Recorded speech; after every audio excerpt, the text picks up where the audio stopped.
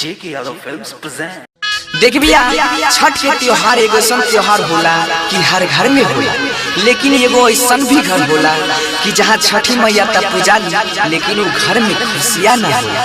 ताई भजन के माध्यम से सुनी जाए।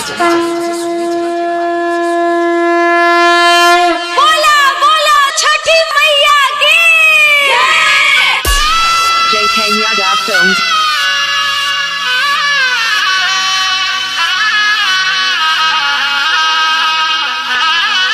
Singing by Bansidhar Chaudhary. साले साले पूजा के लिया साजा के सपना है, रोवे छै नयना। साले साले पूजा के लिया साजा के सपना है, रोवे छै नयना।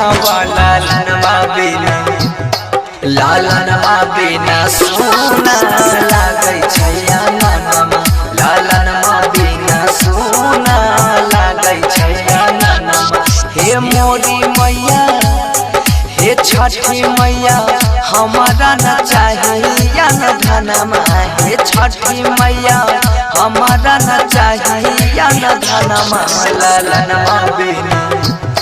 लालनमा बिना सोना लागे छै नानमा, लालनमा बिना सोना लागे छै नानमा। डीजे विकास, डीजे विकास। मटियार Kala Sitamarhi, Matiyar Kala Sitamarhi. JK Yadav Films। Singing by Bansidhar Chaudhary. बेटिया बछिया फेरी त नजरिया, भेलै कबहन कसूर हे।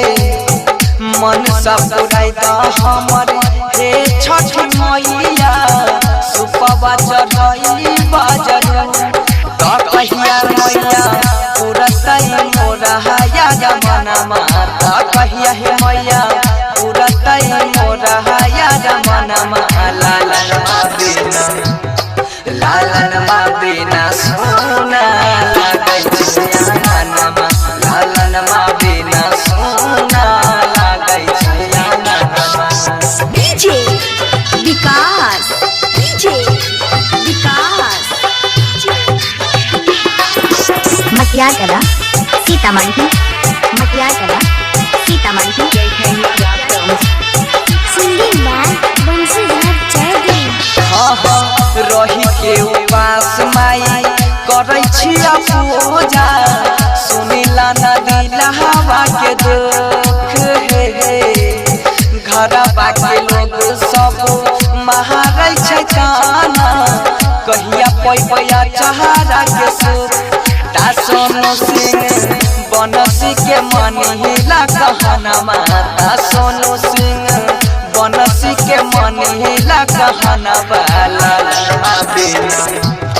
लालनमा बिना सोना लागे छै नानमा, लालनमा बिना सोना लागे छै नानमा।